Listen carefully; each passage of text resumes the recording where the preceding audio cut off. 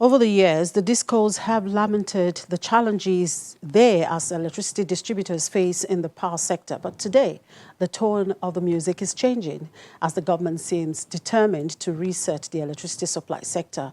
One of the directors at a co-distribution company, Mr. George Etomi, joins us now to tell us how things have been changing for discos and the sector in general. Good morning, Mr. Etomi. Thank you very much for joining us. It's always a pleasure to have you on the show. My pleasure, Chimeze. Good morning. Good morning. Well, it's good to know that the discos and the government are now talking and agreeing on the way forward towards achieving constant power supply, contrary to what was the case before. What changed the narrative?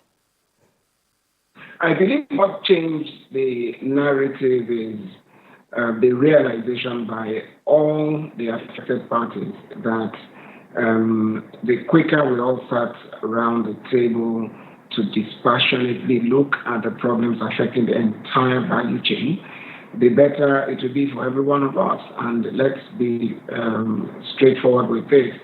The twin devastating effect of the COVID and the crash in the oil prices has sort of brought some realization down home that basic things like ensuring that there's constant electricity as a means to navigate our way out of the recession that has come upon us is very important. So most of the grandstanding that used to be there has disappeared.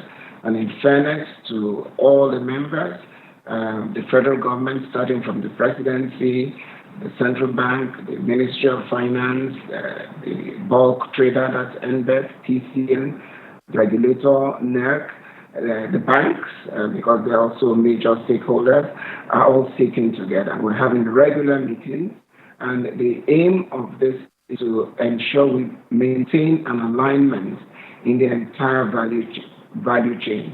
So the discussions have actually gone it's looking at what we can do to boost the distribution network, transmission network. We want greater transparency with what happens at the supply end, which is the generating all the PPAs that we have for generating power, and then the gas supply. Now, with everybody on the table, it's then easy, and it's easy and in fairness as acting like the umpire, because they are a little removed from, let me say, the politics of power. So they're able to look at straightforward economic principles that attend to the sector. And it started with a little bit of roughing up, smoothing out the rough edges. But I can confidently tell you that we're now at a point where over 80% of the major problems have been identified. And then we're now beginning to methodically deal with them one after the other. And I can tell you again that this slow achievement of a realignment in the entire value chain is the reason you find this change, like you put it, in a different tune is being said right now. And it's a good development for everybody. Mr. Tommy, now, over the years, discos have clamored for cost-reflective tariff. Now you have it. However, it is called service-reflective tariff instead. How has that played out so far? Well, you are right. When the privatization came on, it was predicated on the fact that there would be cost-reflective tariffs. In other words, the cost of the product should be the minimum reflect in the tariffs. But this was never attained for various reasons. But I think, as I told you, with time passing and with the perfect economic storm we find ourselves, the federal government is no longer able to inefficiently, as it were, bear the subsidy in the sector. So they've now agreed to, as you correctly put it, service reflective tariffs. And it's a question of semantics, but the major difference is that with service reflective tariffs, discos are now going to guarantee consumers a minimum of a certain number of hours of supply, depending on the consumption band they find themselves in. And that will now form a contract between the consumer and the distribution company. For example, the regulator has set out 5 bands, bands A to E. Band A will include customers who would be guaranteed a minimum of 20 hours of supply a day. Band B will be a minimum of 16 hours. Band C will be a minimum of 12 hours. Band D, a minimum of 8. And band E, a minimum of 4 hours. Now, depending on which band you fall under, your tariff is set. And naturally, it's high for those who get the most power. However, following the discussions between Labour and the federal government, the regulator has agreed to a tariff freeze for bands D and E, who are considered the most vulnerable in the consumer chain, and concentrated on bands A to C, so that most of the supply that comes in goes towards ensuring that you now meet those contractual requirements. Because if you don't, then you'll be liable to any consumer who feels so shortchanged. Now, to make that possible, steady electricity does not depend on the distribution companies alone. Distribution companies will only distribute what they get. So it comes into play that the TCN, which is a transmission company, is itself made to align with the service reflective tariffs by themselves guaranteeing that they would reduce or take actions to reduce the frequent grid collapses we have, so that discos can have power to supply.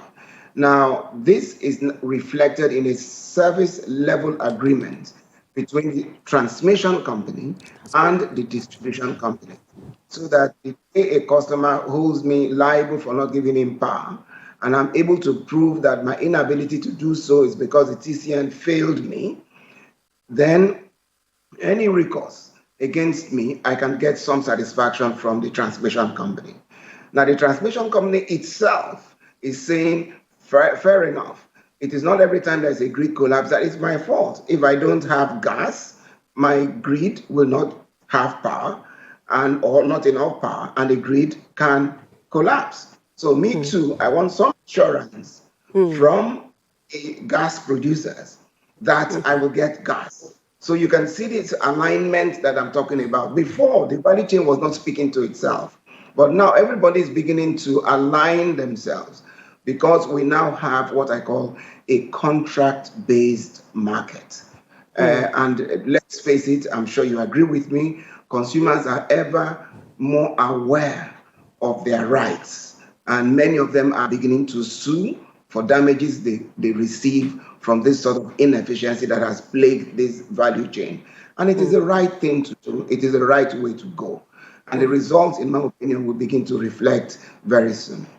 Yeah, you talked about the various bands, band A, B, C, who are, of course, going to be paying now. The D and E, I mean, there's a freeze on that. Now, one major concern of consumers, whether A, B, C, have been making sure that they are billed what they consume. And you, Discos, had oftentimes argued that it is difficult to meter everyone. And, for you to bill appropriately, you have to have meter. Now, the federal government had announced mass metering programs. Where are we in the implementation of this mass metering, and what are the Discos doing? What's their part in all of this? Thank you, Chimeze, for that question, because metering is a major plank in this reset that's going on in the Nigerian electricity supply industry. And again, if you go back to the old arguments, the inability of Discos to meter everyone was a function of the tariffs. But now the tariffs have been fixed through these discussions that are now going on. And that's how the central bank has been so key to these negotiations. They're now going to make loans available to the Discos, which will give them access to funding that they require at very good rates, so that they can now deploy meter meters in a mass fashion across the value chain. Now, I think we've identified close to 7 million gap as the gap in the metering schedule. But as you can naturally expect, you can't get all 7 million at once. So what has been done is even the metering has been broken down into phases. Phase 0 involves 1 million meters that are already available in country, which were not deployed for various reasons, principal of which was the fact that most of those meters arrived at the ports and they were then subjected to some sort of 35% custom duty. Federal government has very graciously taken that off so that these meters can then become more affordable. So there's 1 million meters available instantly. It's already been distributed among the various distribution companies. And in fact, that program has kicked off with Lagos, Kaduna, Kano leading the way for the mass metering project. And this will continue steadily. Besides, the metering program also comes with some support to meter manufacturers in Nigeria, because there are those who've already invested in the sector, and the idea is that whatever we do as a people or as a government will be to also encourage ultimately local meter. So the next set of meters that will be coming in as complete parts or would have more value added locally. And so it will progress. So we are going to achieve the twin effect of not only mass metering people, but also encouraging meter manufacturing. Again, if you ask me, it's a positive direction for NESI. And I believe it will deal once and for all with this metering gap. Yeah. Now, the federal government had signed an agreement with Siemens for implementation of roadmap to, resolve challenges of electricity in Nigeria. How has that played out with the discos? Well, the Siemens Initiative is, I believe, part of the overall plan by the federal government to deal once and for all with the challenges in the supply industry. And like it was unveiled to every one of us, the first phase would deal with strengthening transmission and the distribution networks.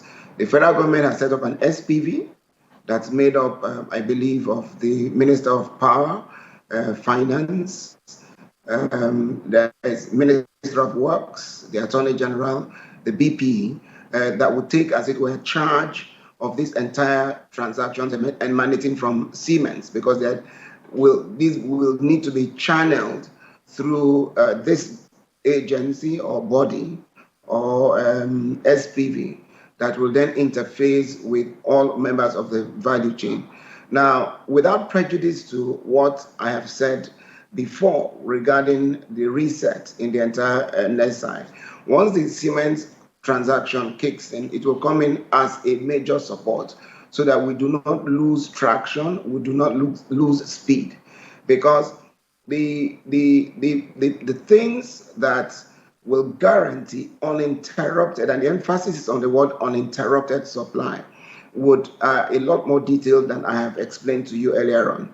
And that's why, hopefully, when the Siemens transaction comes in, you would deal with all the hiccups on the transmission side and on the distribution side. On the distribution side, most of the Nigerian network are old. So we really need to modernize them. And I'm sure, talking about modernization, you must have been privy to what happened about 10 days ago when Disco unveiled a supervisory control and data acquisition equipment, which enables you get a bird's eye view of what's happening in your entire network without having to send your cars all over the place. From one control unit, you're able to see what is happening across your value chain. And we've done within that place, segmented our market so that those areas where we are contractually liable, we ensure that we monitor what is going on. This is the direction in which the entire industry should be going. We should be getting things modernized. We inherited let me say, manually driven outfit. So this time we need to convert it, and I guess that's what the private sector brings to the table. So Siemens will add to this on both the transmission and the distribution sides. On the transmission side, I'm sure again in the last 1 week, you've noticed we've gone through these grid collapses. And even as I speak to you now, there's a massive load shedding going on across the country. This is not where we want to be at all.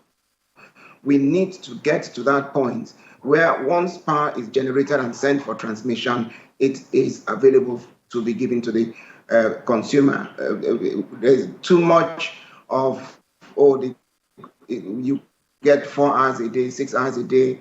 I get consumers who call me complaining and wondering why at certain time on the dot their electricity goes up. They're willing to pay. So there's really no point saying all these things we're saying, and people still have to depend on diesel or petrol to supplement their power supply. It's going to be a slow but steady journey. I think finally we've gotten the game right, and hopefully with the support of Nigerians, we can get to the promise. Now, talking about support from Nigerians, the support comes in the form of regularly paying your bill. Because again, power theft is a big threat to the entire industry. Some habitually refuse to pay and will rather invest in bypassing their meters. We have very strong directives from the regulator that any consumer who refuses to be metered should be disconnected. And anybody who bypasses the meter will be greeted with a very severe sanction. Thank you very much, Mr. Etomi. Well, let's hope we eventually get it right. We will pay. We consumers, we will pay. Thank you very much I'm glad for to hear your time. We will pay. Let's have the light. Yeah. Thank you Okay. very much, Mr. Etomi. Yes. All right. Thank you. We appreciate your time.